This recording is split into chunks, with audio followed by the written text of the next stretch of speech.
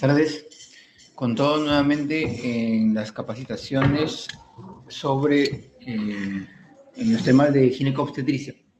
Bueno, ya conocidos con muchos y con quienes entran por primera vez, mi nombre es Martín Engalosada, soy ginecobstetra, trabajo en el Hospital Cayetano Heredia y para el día de hoy teníamos programado el tema sobre control prenatal. Bien, algunos datos históricos. Ahora, ¿por qué elegir esta parte del control prenatal? Porque tenemos quizás una obligación desde la parte del SERUM como uno de los objetivos del SERUM es 0 muertes maternas, ¿no? Y parte de esas 0 muertes maternas es, creo yo, tener un buen conocimiento o un conocimiento mínimamente adecuado y conveniente respecto al control prenatal. Bien, dentro de los aspectos históricos, desde el año 1893 ya se define la necesidad de estudiar la fisiología y la calidad del embarazo. Antes de este año que se anota aquí, lo que se hacía era básicamente tratamiento con sangría. Se consideraba que el embarazo era una patología y se le trataba también como a otras patologías de la época con sangría, ¿no? Es decir, la exsanguinación de la paciente para que mejore sus condiciones y pueda llegar a un final feliz de su embarazo. Porque la mortalidad perinatal era elevada, muy elevada. En el año 1915 ya se considera que hay la necesidad de algunos establecimientos que se dediquen de manera exclusiva o preferencial al control de las gestantes, ¿no? Y un control ambulatorio. Y posteriormente ya se trata de uniformizar criterios para el manejo de las gestantes. Bien. Por definición, ¿qué es el control prenatal? Bueno, es una serie de entrevistas o visitas programadas de la paciente embarazada con los integrantes del equipo de salud. Es una evaluación o una acción multidisciplinaria, donde van a participar el médico, va a participar la enfermera, va a participar la obstetriz, va a participar la nutricionista, psicólogo a veces, odontólogo. Entonces, es una multidisciplinaria, es una actividad multidisciplinaria el control prenatal. El objetivo es vigilar la evolución del embarazo, ¿no? Tratando de que sea un embarazo lo más normal posible y tratando de corregir lo que necesite corregirse en el camino o ayudar a que esto vaya bien. Y obtener una adecuada preparación para el parto y la crianza. O sea, desde ya el control prenatal se van a fijar algunos parámetros para el manejo posterior de la gestante y el producto también, ¿no? El bebé. ¿Cuáles son las características básicas? Que sea precoz, periódico, completo y de amplia cobertura. Precoz, lo más precoz posible. Iniciar el control de embarazo lo antes posible. Si es posible, antes de que se cumplan los 3 meses, es siempre lo ideal. En algunos enfatizan, en algunas instituciones, algunos ministerios van a enfatizar con que el control sea básicamente antes de las 10 semanas. Bien. Periódico, porque va a tener una frecuencia determinada. Vamos a ver más adelante que la frecuencia no está determinada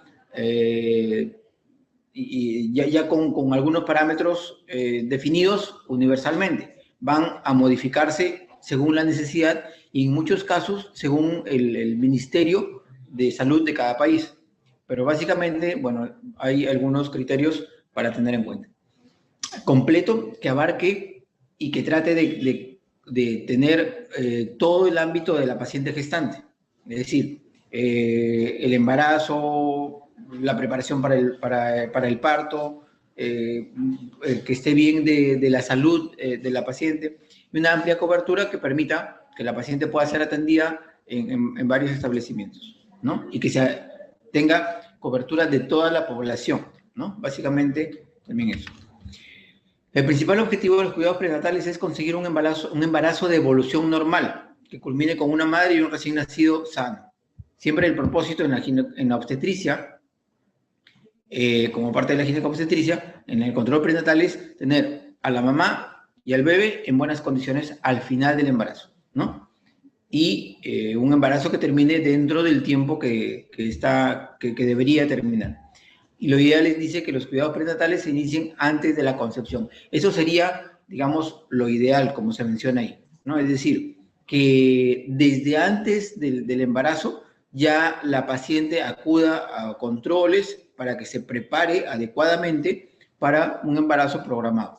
Pero la mayoría de veces esto no sucede, es decir, son pocas las pacientes que llegan a consulta solicitando la preparación para un embarazo. Es decir, son pocas las pacientes que llegan diciendo, ¿sabes qué? Yo vengo para prepararme porque quiero embarazarme el próximo año o en 6 meses o en el tiempo que se haya decidido, ¿no? Y a la mayoría de pacientes gestantes las vamos a encontrar en el camino porque se embarazaron sin una planificación, digamos, adecuada. El control preconcepcional, que es lo que se debería hacer, dice, identifica y modifica riesgos médicos de comportamiento y psicosociales con el objetivo de cuidar la salud de la mujer u obtener un resultado perinatal a través de la prevención y el manejo. Ya, ¿qué se debe considerar? Todo lo que se menciona aquí. Es decir, es un estudio bastante completo, bastante amplio de cada paciente, tratando de identificar factores de riesgo que impidan una gestación o el desarrollo de esta. Bien. ¿Qué es lo que ya se está haciendo actualmente para prevenir de alguna forma que la mujer que no está embarazada consuma ácido fólico? Esa es una costumbre que ya se está, de la que la paciente ya está haciendo eco y entonces ya está haciéndolo, ¿no? O sea, ya muchas de las pacientes llegan a consulta embarazadas y dicen, pero yo estoy tomando mi ácido fólico desde hace 2 meses, 3 meses o el tiempo que ellas hayan decidido tomarlo. Pero adicionalmente, en nuestro país ya existe el refuerzo de algunas harinas con ácido fólico, así como también se fortifica con hierro, también tiene refuerzo con ácido fólico. Es decir, ya hay una ingesta mínima de ácido fólico en los suplementos, en algunos alimentos como las harinas que se fabrican acá en el país. ¿Qué más debería tener ya una paciente? Las vacunas, dice, rubiola, varicela, hepatitis B, y también en la atención preconcepcional se va a tener particular atención en la fertilidad de la paciente y en planificación familiar, porque si la paciente ha decidido postergar su embarazo hasta un cierto momento, tenemos que garantizarle que ella pueda cumplir con ese objetivo personal. Evaluar la fertilidad también es importante porque la paciente no va a saber si es que está en condiciones de embarazarse hasta cuando decide embarazarse. Pero también hay algunas patologías, por ejemplo los miomas, enfermedades pélvicas inflamatorias a repetición, que van a poner en riesgo la capacidad de fertilidad de la paciente cuando ella decide embarazarse. Bien, los controles deben comenzar tan pronto como el embarazo sea sospechado, idealmente antes de las 10 semanas. Generalmente la mayoría de las pacientes, cuando ya tienen un mes de retraso, van a acudir. Para cuando sucede un mes de retraso, teóricamente ya debería estar más o menos alrededor de las 8 semanas. Entonces, en ese momento, tratar de instruir a la paciente para que pueda determinarse si está embarazada o está sucediendo algún otro problema con ella. Y también es importante tener una ecografía precoz, lo más precoz posible, porque nos va a ayudar a determinar la edad gestacional. ¿Por qué es importante determinar la edad gestacional convenientemente? Porque nos va a permitir decidir en algún momento, si hubiera complicaciones, si esta gestación se debe terminar o no se debe terminar, si está a término o no. Entonces, eso va a facilitar el manejo en muchas pacientes y en muchos casos. Y ese es un problema muy frecuente. Actualmente hay muchas ventajas y hay muchas formas de que la paciente tenga presente su fecha de última regla.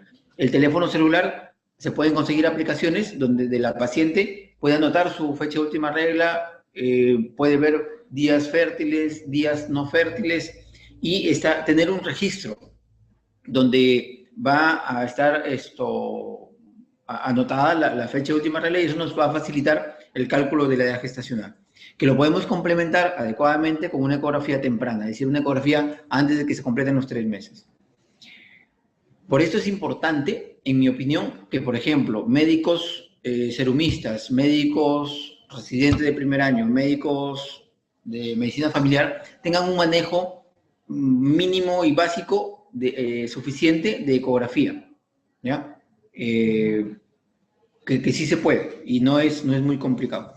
Dice, pacientes con patologías crónicas, abortos o malformaciones del tubo neural son pacientes en las que debemos de poner especial atención. Una paciente con hipotiroidismo o hipertiroidismo o una diabetes ya definida, deberían ser pacientes que antes de iniciar un embarazo deberían tener un control muy adecuado y estricto de su patología de base. Pacientes con abortos son pacientes que pueden tener alguna patología que hay que investigar. ¿Cuál es la causa de que esa paciente tenga abortos espontáneos? O pacientes con malformación del tubo neural también, ¿no? O sea, son pacientes que vamos a tener que estudiar adecuadamente antes de conseguir un nuevo embarazo. Porque cuando la paciente está en búsqueda de embarazos y le suceden desafortunadamente episodios por abortos o con malformaciones, hay mucho temor en la paciente a embarazarse nuevamente o a tener una nueva pérdida, porque en muchos de los casos la carga emocional, si no en todos, la carga emocional es muy fuerte, ¿no? O sea, para la paciente es un sufrimiento y una tristeza muy grande. La frecuencia óptima es discutida. Bien, hay acá, por ejemplo, la OMS hace algunos años planteó la necesidad en embarazos de bajo riesgo de solo 4 controles. Pero para considerar a una paciente de bajo riesgo había un cuestionario previo, como de 18 o 20 preguntas, en el que si todas las respuestas a ese cuestionario eran sí, o sea, sin factores de riesgo, o perdón, no, sin factores de riesgo, entonces la paciente era una paciente tributaria de ese esquema de control prenatal, que incluía solo 4 controles. Pero si la paciente tenía un solo factor de riesgo dentro de ese cuestionario, no podía ser tributaria de ese esquema de control prenatal y tenía que, por tanto, pasar al esquema de control tradicional. El tiempo y el contenido de los controles debe ser determinado de acuerdo a las necesidades y riesgo de cada mujer o su feto. Claro, si tengo una paciente que está presentando amenaza de aborto con sangrado, o una paciente con miomatosis, o una paciente con anemia, no voy a someterla al mismo control, al mismo esquema de control que una paciente sin ningún factor de riesgo, ¿no? O una paciente con hiperemesis, por ejemplo, en los primeros meses. Son pacientes a las que hay que estar vigilando constantemente, ¿no? Si desafortunadamente el bebé tuviera algún problema, por ejemplo, o algún riesgo, en una mamá con un grupo sanguíneo de RH negativo, entonces son fetos a los que hay que cuidar y monitorizar durante todo el embarazo. Una mujer embarazada debe tener acceso a una consulta de emergencia a las 24 horas del día, eso sí, o sea, tratar de garantizarle a la paciente que en cualquier momento puede ella consultar por algún problema que no esté dentro de lo que se espera de un embarazo normal. Como les decía, desde el 2003 la OMS propuso un modelo de control prenatal para embarazos de bajo riesgo, en el que solo se proponía 4 controles y nada más.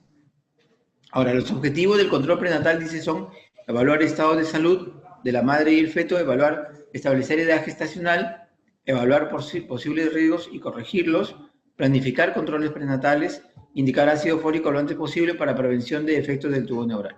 Bien, es importante la edad gestacional, ¿no? Porque, por ejemplo, la edad gestacional nos va a permitir determinar partos pretérminos, nos va a permitir determinar retardo de crecimiento intrauterino, nos va a permitir determinar macrosomía, ¿no? Riesgos a los que está sometido el bebé. Unos de mayor afectación o de mayor problema para el feto, pero igual todos están en relación a la edad gestacional. Dice, la frecuencia recomendada para un embarazo no complicado es lo que conocemos, más o menos cada 4 semanas hasta las 28 o 30 semanas, de ahí en adelante, cada 2 semanas hasta las 36, y a partir de las 36, 37 semanas, semanalmente, hasta el parto. Por ejemplo, en Chile ellos tienen idealmente, dice, el primer control antes de las 20 semanas y controles posteriores solo en las semanas que están aquí mencionadas.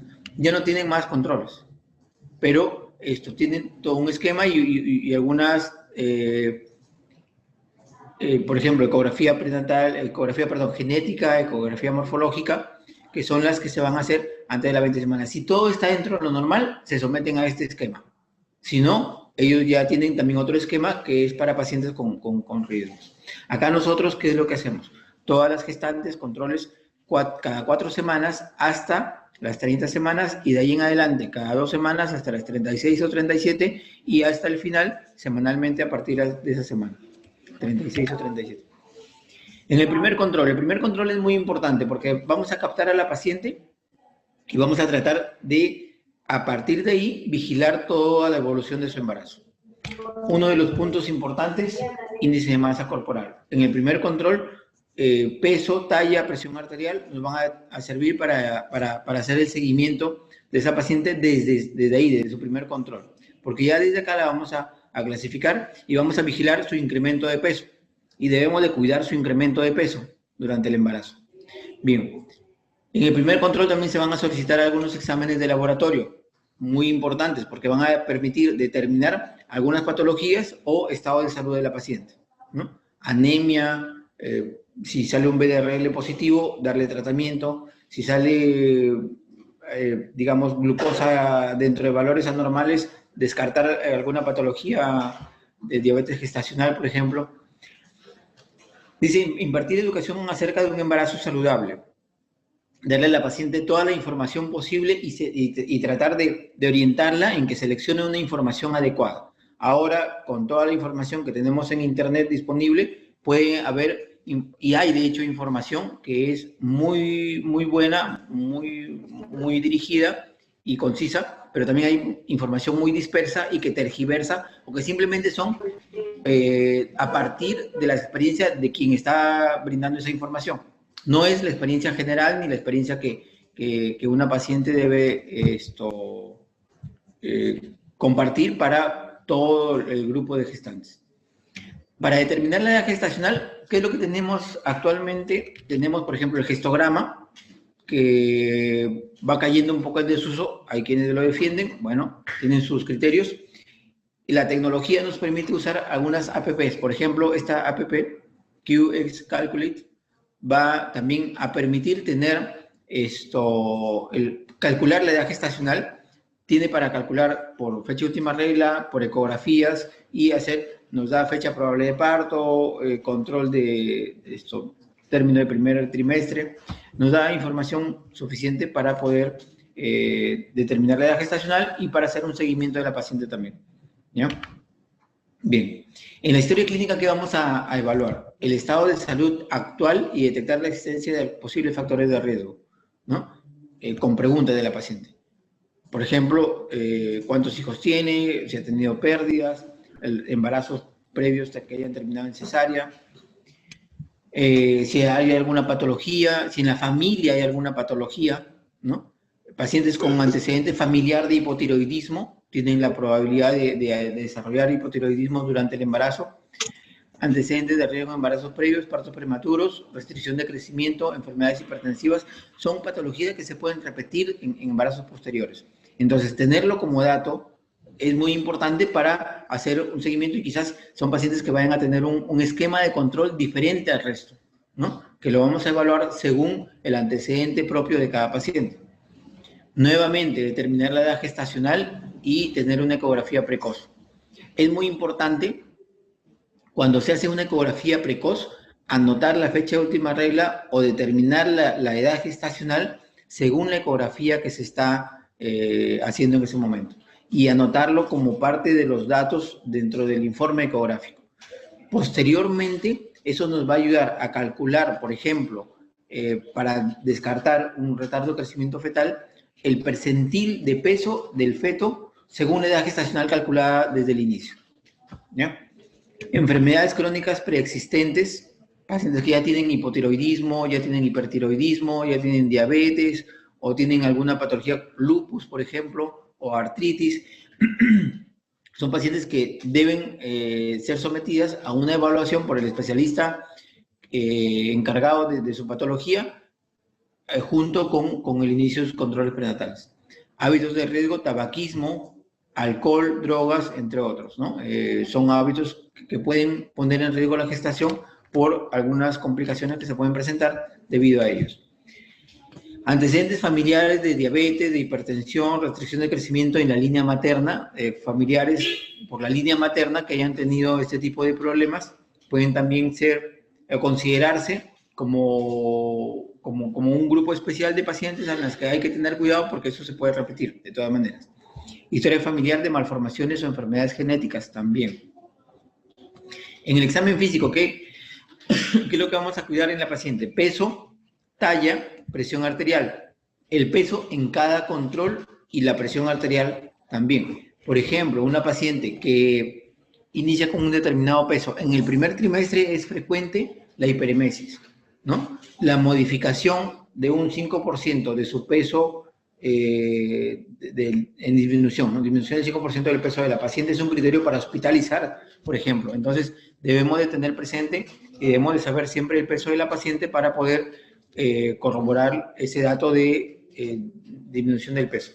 Un examen ginecobstétrico que va a incluir esto, bueno, el útero, vagina, genitales, si es que hay algún tipo de lesiones, infecciones vaginales, vaginosis, que pueden ser riesgo de parto pretérmino, revisión de las mamas también, evaluar los pezones en una paciente primigesta sobre todo, porque la lactancia se puede afectar y la paciente puede tener mastitis o laceraciones en las mamas por no haber tenido una adecuada formación de los pezones. Realizar Papa Nicolau si este no está vigente. Es muy importante hacer un Papa Nicolau temprano, pero también tener el informe lo más temprano posible. Porque si hay algo que corregir, es muy importante corregirlo temprano en el embarazo. ¿Qué es lo que sucede a veces en pacientes gestantes? Igual que el resto de pacientes no gestantes, se les toma el Papa Nicolau y el informe se les da 2, 3 o más tiempo de meses después. Entonces, ¿cuándo se tiene el informe? Cuando ya la paciente tiene 5, 6 o 7 meses de gestación. O incluso, y ese Papa Nicolau salió alterado. ¿Qué es lo que hay que hacer después? Una colposcopía, una biopsia a la paciente en muchos casos, y cuando se le plantea esa necesidad de esas pruebas, cuando la paciente ya está a veces por encima de las 30 semanas. Y si hay algo que corregir, ya es muy tarde para corregir. Evaluar vaginitis, vaginosis, el latido fetal hay que saber bien a partir de cuándo lo vamos a escuchar. Por ejemplo, el latido fetal con el Doppler, el Doppler se puede escuchar a partir de las 12 semanas. Con el Pinar se va a escuchar a partir de las 18 o 20 semanas. Con el estetoscopio también alrededor de las 18 o 20 semanas. La altura uterina también nos va a ayudar a controlar el riesgo de un crecimiento exagerado o un crecimiento disminuido del feto. Por ejemplo, la altura uterina, entre las 18 y las 30 semanas, tiene una correspondencia directa con la edad gestacional. Es decir, si yo tengo 18 semanas, la altura correspondiente debe ser 18. Si tengo 23 semanas, la altura 23 centímetros. Si tengo 30 semanas, la altura 30 centímetros. ¿Cuánto es el margen de error? De más o menos 2 centímetros. Es decir, si tengo una paciente con 24 semanas, la altura esperada debe ser, ¿cuánto fue? Ya, entre 22 como mínimo hasta 26 como máximo. Si la altura uterina que yo mido en esa paciente está fuera de ese rango, hay que obligatorio hacer una ecografía para determinar la edad gestacional del bebé. Puede suceder que el bebé esté en transverso, puede suceder que el bebé esté en oblicuo, ¿no? Puede suceder que haya polidramnios, puede suceder que haya miomas, que van a alterar en más o en menos la altura uterina. Pero es necesario determinarlo para saber que ese bebé está en buenas condiciones y que no está en riesgo, en ningún riesgo. Bien, en el laboratorio, ¿qué es lo que vamos a pedir? Grupo y factor RH.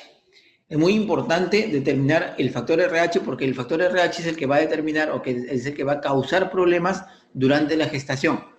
Las incompatibilidades de RH pueden producir afectación del bebé y pueden producir que el bebé se ovite también.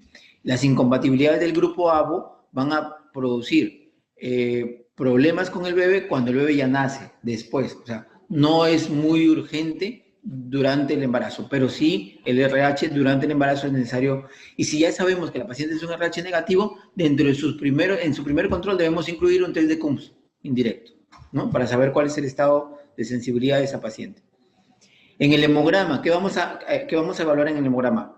Hemoglobina, hematocrito, leucocitos, puede haber alguna infección encubierta o alguna parasitosis, lo podemos sospechar cuando hay una eosinofilia o algún otro factor, ¿no? Leucemias también. Las plaquetas podemos evaluar que esté dentro de lo normal porque puede estar presentando algún otro tipo de patología, ¿no? Su glucosa basal, para considerar riesgo de diabetes gestacional en una gestante, tenemos como punto de corte 92 miligramos por decilitro de glucosa basal. Si el valor de la glucosa está por encima de 92, debemos sospecharlo y descartarlo con las pruebas que se tengan que hacer. Generalmente prueba de tolerancia oral a la glucosa. Urea y creatinina para evaluar función renal en la gestante, ¿no? Hacer un examen completo de orina y hacer un urocultivo. Es muy conveniente el urocultivo, ¿ya? Porque nos va a ayudar a determinar la presencia de infecciones que en muchas gestantes son infecciones silentes, que la paciente no tiene mayores manifestaciones y está haciendo o infección urinaria asintomática o bacteriuria asintomática. El descarte de enfermedades de transmisión sexual, DRL, VIH, hepatitis B, y el screening para hipotiroidismo. El screening para hipotiroidismo es controversial. Por ejemplo, en nuestro país no tenemos un screening para hipotiroidismo universal, es decir, para todas las gestantes. No está incluido, no está considerado, ¿ya?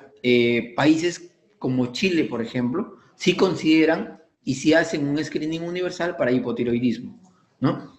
Hay algunos estudios que demuestran, en población chilena, ellos han hecho estudios que demuestran una mayor incidencia de hipotiroidismo en su población gestante.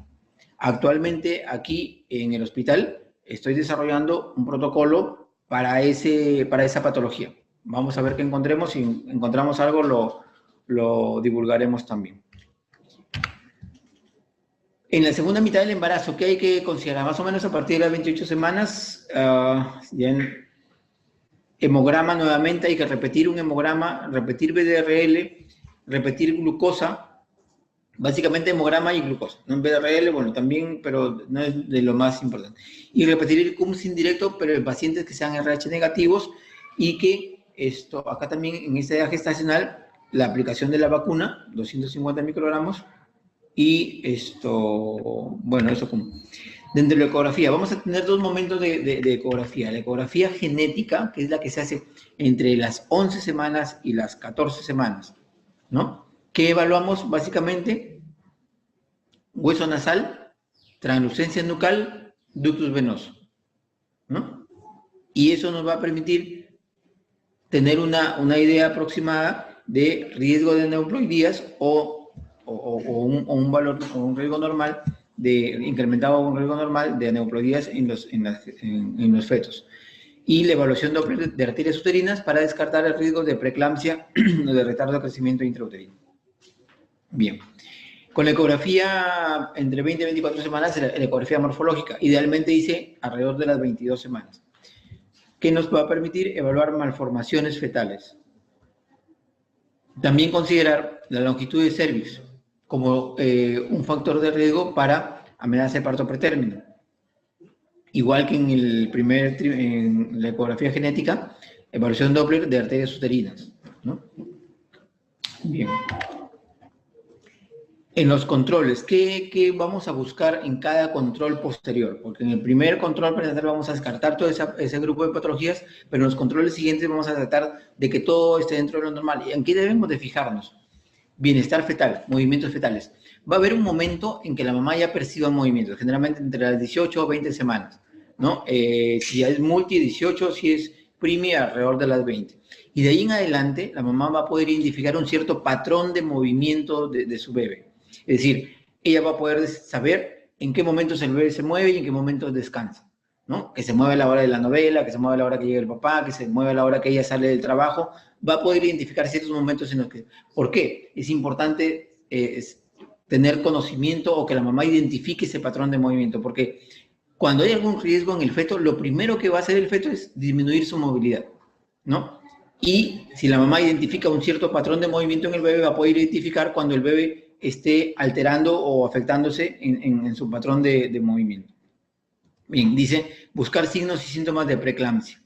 Cefalea, tinnitus, escotomas, epigastralgia, bueno, y la presión arterial en 140/90. Básicamente esto, presión arterial 140/90. Si vamos a investigar síntomas de riesgo de preeclampsia, no lo hagamos de manera directa, es decir, pongamos como una pregunta abierta. ¿Qué molestias tiene? Preguntar a la paciente. Si la paciente tiene una cefalea del tipo de la cefalea de preeclampsia, ella lo va a manifestar. Pero si nosotros le sugerimos, ¿tiene dolor de cabeza? De 10, 5, 6 o 7 van a decir, sí, tengo dolor de cabeza. Si le preguntamos, ¿le suman los oídos? Otro grupo también va a decir, sí, me suman los oídos, ¿no? ¿O ve lucecitas? Sí. Sin embargo, hay algunas situaciones en las que se pueden considerar normales esas condiciones. Una paciente con una cefalea por estrés va a tener dolor, con un estrés de algún tipo va a tener cefalea. Una gestante normal puede tener fotopsias. Si hay cambios bruscos de posición, ¿no? Que son diferentes a las fotopsias o escotomas de una paciente con preeclampsia. Entonces, no sugerirlo, solo preguntar. Síntomas de infección urinaria, bueno, disuria, polaquiuria, lo ya conocido, tenesmo que se puede presentar a veces, signos de amenaza de parto prematuro, si hay contracciones, si hay pérdida de líquido, pérdida de sangre, y si la paciente refiere sangrado, nunca hacer tacto, siempre especuloscopía. Si la paciente refiere pérdida de líquido, hacer especuloscopía, y si hay la posibilidad de disponer de tiras reactivas para descartar, usarlas, y si no, tomar la prueba de lecho. Si tenemos a alguien capacitado en el laboratorio que puede hacer esta prueba, tendríamos que hacer uso de ella, ¿ya? Si no, hacer una anamnesis muy, muy detallada de la pérdida de líquido que la paciente refiere. La sensibilidad del dato como dato de anamnesis de pérdida de líquido es muy alta, siempre que la investiguemos adecuadamente.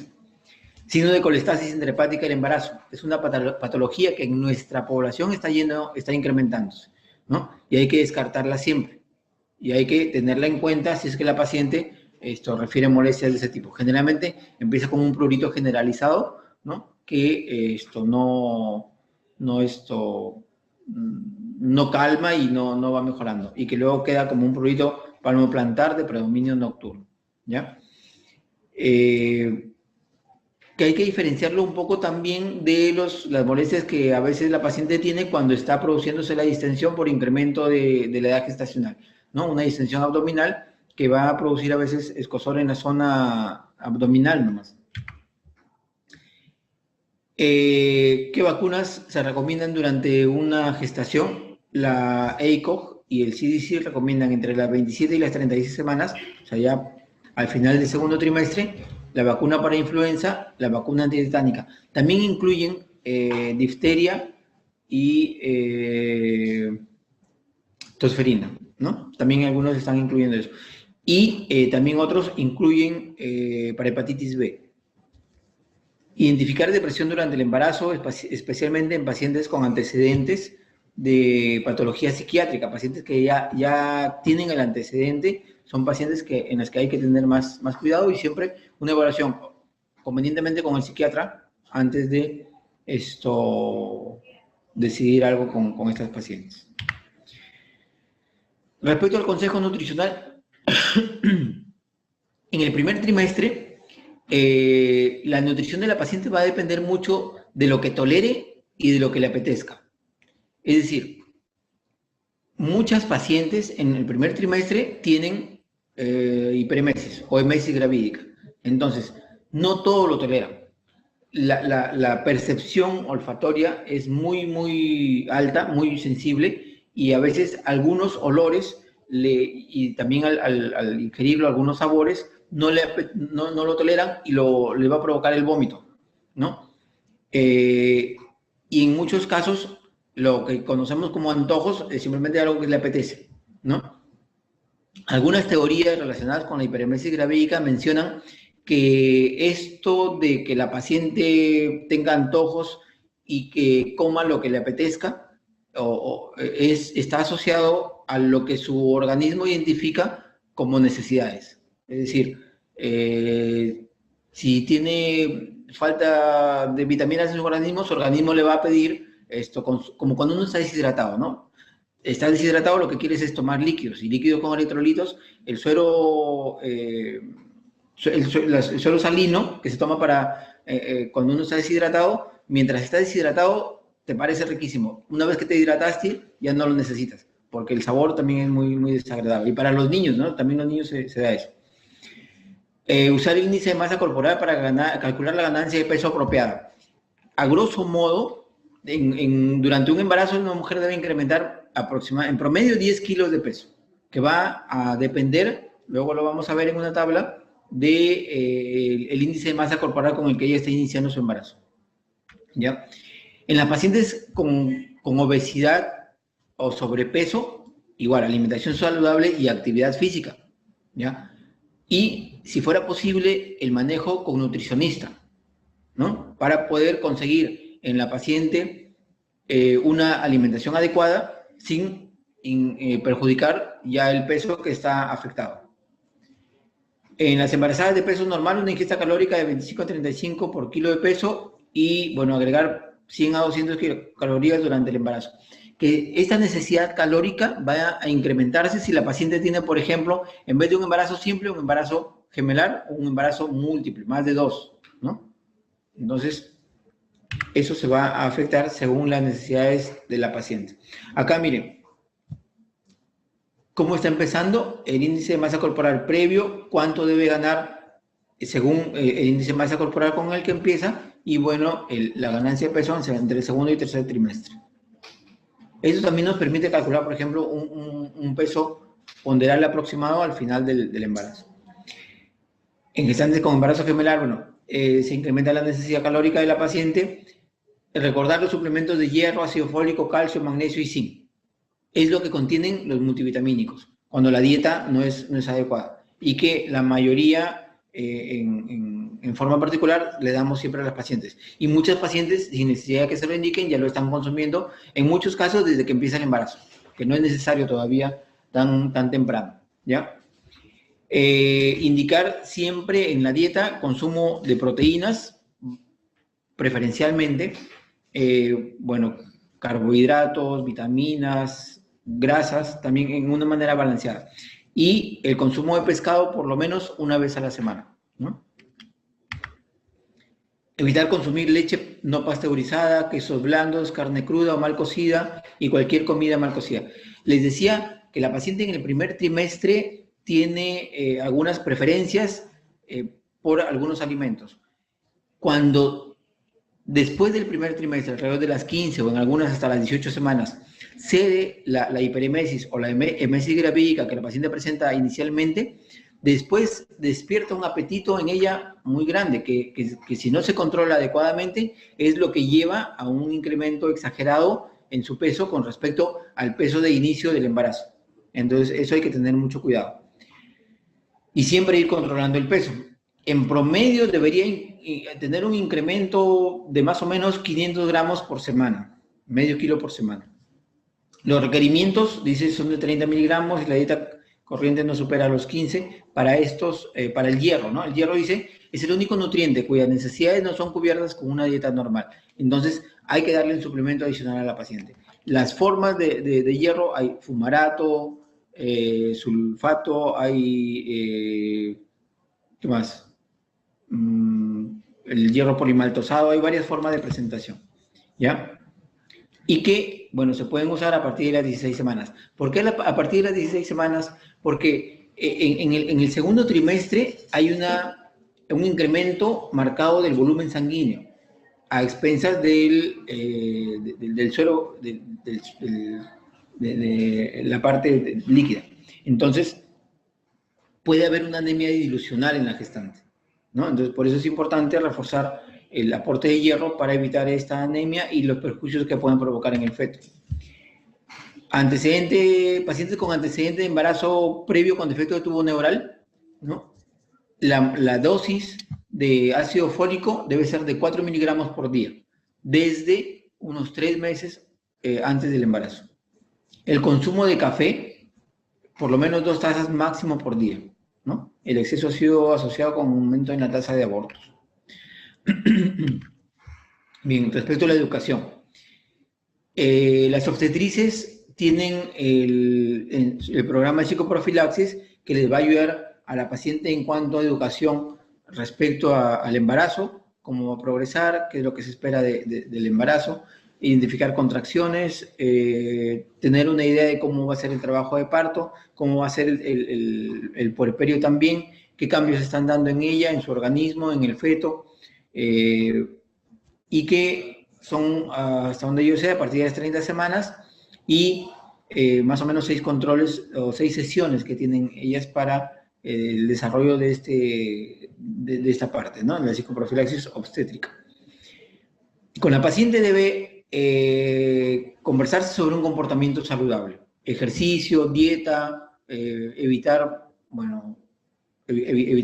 trasnochar o consumir sustancias dañinas, cigarro, alcohol, el cuidado dental de la paciente también, hacer ejercicios de preferencia, ejercicios lo que llaman cardio, ¿no? Aeróbicos, ejercicios aeróbicos, no hacer ejercicios con máquinas ni que impliquen esfuerzo físico a la paciente, evitar exposición a químicos peligrosos. Esto tenerlo en cuenta en los trabajos. Hay muchas pacientes que pueden estar expuestas a estas sustancias en su centro de trabajo. Entonces, ver que pueda cambiarse o modificarse esto en beneficio de la paciente y su embarazo. Mínimo uso de saunas o tinas calientes, de preferencia no, potencial violencia intrafamiliar, el uso correcto del cinturón de seguridad, ¿no? Por el hombro y luego debajo del abdomen, nunca sobre el abdomen mismo. Y tabaco y alcohol. En pacientes con cesárea previa, es importante determinar si esa paciente es tributaria de una chance vaginal o de una cesárea electiva, tratando de averiguar cuáles fueron las causas por las que se le operó, porque hay algunas, por ejemplo, una paciente con una pelvis estrecha no va a poder tener un parto vaginal de ninguna manera. Una paciente de cesárea anterior por 2 no va a poder tener chance vaginal, ¿no?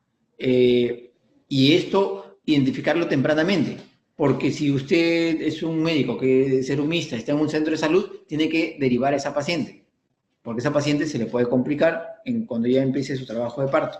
Entonces, determinar eso bien y tempranamente.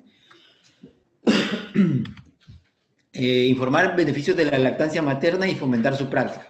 También sabemos que es importantísimo la lactancia materna exclusiva durante los 6 primeros meses de vida de un recién nacido, por lo menos, que en algunos casos se puede extender hasta 2 años. No sé si han cambiado esas indicaciones, pero bueno, es lo que yo tengo entendido. Ejercicio aeróbico durante el embarazo, evitar deportes de contacto físico o actividades con riesgo de trauma abdominal o de buceo, ¿no? No hay que cometerse eso. La actividad sexual puede desarrollarse normalmente durante un embarazo, sin ninguna complicación de este, salvo que la paciente tenga síntomas de amenaza de aborto, ¿no? Que tenga amenaza de parto prematuro o que tenga algún sangrado que no se haya podido identificar la causa. Mientras esto no sea solucionado, la paciente no debería tener relaciones sexuales, ¿no? Hay algunos estudios que mencionan las relaciones sexuales, la proteína del esperma como una de las causantes de rotura prematura de membranas, ¿no? Y hay otros estudios que desmienten eso, no encuentran mayor asociación con eso. Bien. En el trabajo, siempre que el trabajo que realice no implique esfuerzo físico considerable, muchas horas de pie o estrés importante, la paciente puede desarrollar la labor que desarrolla normalmente sin ningún problema hasta el día del parto mismo. Acá es importante, por ejemplo, el estrés, ¿no? Por ejemplo, hay pacientes que pueden tener amenaza de aborto o pueden tener amenaza de parto pretérmino por el estrés que les genera su trabajo. Cuando se le indica descanso médico hay que asegurarnos de que sea un descanso médico efectivo, ¿no? ¿Por qué? Porque ahora con toda la tecnología, ¿qué es lo que hacen a veces las pacientes? Trasladan la oficina de su trabajo, de su centro de trabajo, a su casa, ¿no? A la cama o a la sala. Y ellas están con el mismo estrés porque están con las llamadas por celular, con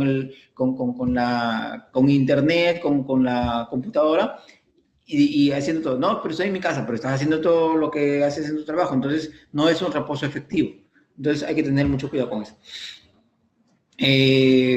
También los viajes que se pueden suceder durante el embarazo. A veces por viajes que tenían programado como parte de algún viaje familiar o viajes de último momento, ¿no? Por alguna urgencia familiar o por algún otro motivo. Bueno, en la primera mitad de la gestación no aumentan el riesgo del embarazo, no va a haber mayor problema con ello. Pero en el tercer trimestre hay que tener viajes prolongados, no debieran realizarse frente a condiciones de riesgo. Es decir, pacientes ya cerca de dar a luz, no es conveniente que haya viajes muy largos, generalmente viajes internacionales. Viajes nacionales, que son siempre viajes cortos, no de mayor duración, generalmente se pueden hacer sin mayor problema. Y las líneas aéreas permiten un viaje internacional hasta más o menos las 32 semanas y vuelos nacionales hasta las 36 semanas para gestantes. Pero siempre van a pedirle un certificado médico del quien le esté tratando, de su médico tratante. Bueno, mayor riesgo de tromboembolismo venoso y recomendar medidas para evitarlo. Esto por el embarazo y el reposo prolongado. Con horas sin caminar o sin movilizarse, puede haber riesgo de tromboembolismo aumentado junto con el embarazo. Bueno, ¿qué hacer? Hidratación adecuada, en muchos casos medidas elásticas y mover las piernas durante el viaje les ayudaría a disminuir esos riesgos. Bueno, muchas gracias por su atención y esperemos la rueda de preguntas. Bien, bueno, hay una pregunta, dice, en pacientes con colelitiasis que desea embarazarse. Si la paciente ya tiene el diagnóstico de colelitiasis y todavía no hay gestación, puede consultarse con el cirujano para que el cirujano plantee su tratamiento, que la mayoría de veces es quirúrgico. Si la paciente está embarazada, asegurarle una dieta que no complique sus cuadros por la colelitiasis y eso se va a postergar generalmente hasta después del parto, salvo que sea algo de urgencia. Gestante con hipertensión arterial previa en relación a la preeclampsia. Ya, esa es una buena pregunta. En pacientes que son hipertensas crónicas, para vigilar preeclampsia, dentro de su primer control prenatal, hacer un dosaje de proteinuria. ¿Ya? La proteinuria es la que nos va a determinar el riesgo de preeclampsia en esas pacientes. Es decir, si consideramos que la preeclampsia como criterios tiene presión alta y proteinuria, la presión alta en una paciente hipertensa ya no puede considerarse como criterio, porque puede ser que esté por efecto de su hipertensión. En ese caso nos queda la proteinuria. Por eso, en toda gestante con antecedente de hipertensión crónica, entre sus primeros controles, proteinuria. ¿El uso de suplementos multivitamínicos adicional a la alimentación tradicional es recomendable y desde cuándo? Bueno, el uso de suplementos vitamínicos sí se acostumbra a partir del inicio del segundo trimestre, es decir, hasta las 13 semanas ácido fólico y en algunos casos hierro si fuera necesario, ¿ya? Como mínimo. Y después, a partir de las 13 semanas en adelante los suplementos vitamínicos. Hay muchos que se pueden ofrecer y se conocen. Si quieren algunos nombres, Bicineral Pronatal, Supradin Pronatal, Natele, Gestavit, DHA. DHA es un producto que se está agregando últimamente que, según la información, mejora el desarrollo neurológico del bebé. ¿Se considera aborto incompleto como gestación? Todavía no. Si es un aborto incompleto, ya concluyó la gestación y hay que proceder a lo que se necesite para que la paciente esté en condición, en buena condición, no se vaya a complicar.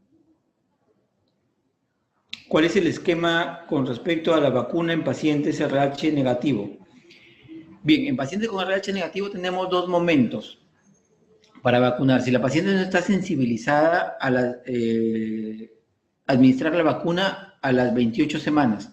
Si no es posible administrarla a las 28 semanas, el siguiente momento es terminada la gestación. Después del parto hay un lapso de hasta 72 horas para que se pueda aplicar la vacuna. ¿Cuál es la causa de que una gestante no recupera su anemia y qué tratamiento aconseja aparte del sulfato ferroso? Si la paciente no ha recuperado la anemia, aparte, bueno, del sulfato ferroso, la dieta es muy importante, pero actualmente disponemos del hierro sacarato, que se puede administrar por vía endovenosa y que mejora también la hemoglobina bastante bien en la paciente. Eso se puede disponer. Tratar de evitar la transfusión siempre que sea posible, porque no es muy conveniente a veces, ¿no? Y sobre todo, si son pacientes con anemia crónica, ellas están de alguna manera adaptadas a esos valores de hemoglobina, ¿no? Pero siempre es necesario mejorarla. Entonces, siempre que sea adecuado mejorarla, sea posible mejorarla, hay que mejorarla. Ya. Dice, ¿qué opina sobre el uso de ácido acetilsalicílico 100 miligramos en pacientes con antecedentes de preeclampsia? Sí, es esto. Si la paciente tiene el antecedente de preeclampsia, se puede usar el ácido acetilsalicílico. Y para eso, como les digo, la evaluación con Doppler en el primer trimestre o entre las 20 y 24 semanas, la evaluación con Doppler nos puede agregar un criterio más para el uso de esa medicación. Dice, aparte del cloruro de sodio endovenoso, ¿qué otra solución podemos indicar en la emesis gravídica persistente? ¿Qué podemos hacer en un puesto de salud? ¿Ya? El cloruro de sodio endovenoso va a ser útil si es que la paciente está deshidratada. Si tiene una paciente con hiperemesis y está deshidratada, lo primero, hidratarla. Entonces, cloruro de sodio. Ahora, para mantener, digamos, como tratamiento a esa hiperemesis, dextrosa al 10%. ¿Qué se le agrega? Hipersodio, se le agrega calium y algún antiemético en el frasco como solución. Y por lo menos en un frasco vitamina B. La usamos acá, la ampolla de Bicineral, ¿no? En ampolla, en el frasco, eso para ayudar, porque con la hiperemesis a veces hay disminución en la vitamina B y complicaciones posteriores, que son muy poco frecuentes, pero igual hay que prevenirlas. A ver, dice, una gestante de 3 meses de embarazo puede tomar metildopa para controlar su presión y por cuánto tiempo. Ya. La paciente con 3 meses de embarazo sí puede tomar metildopa y es lo que se indica en pacientes con hipertensión crónica. Y lo puede tomar hasta el final del embarazo, ¿no? Incluso algunos esquemas de manejo de presión postparto incluyen metildopa. La dosis máxima de metildopa es hasta 3 gramos, ¿no? Para controlar la presión.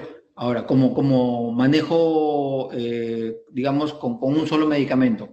Ahora, si con eso no se controla, sería conveniente la evaluación por un especialista, cardiólogo o internista, para que haya combinación de medicamentos. A veces se le agrega nifedipino también para ese propósito.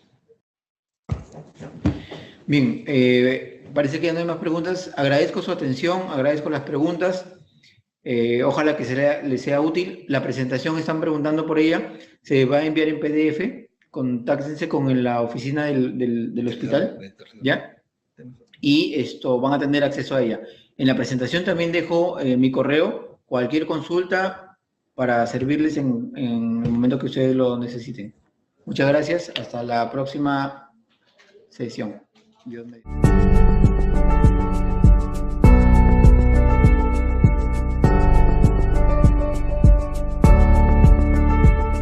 Gobierno del Perú. El Perú primero.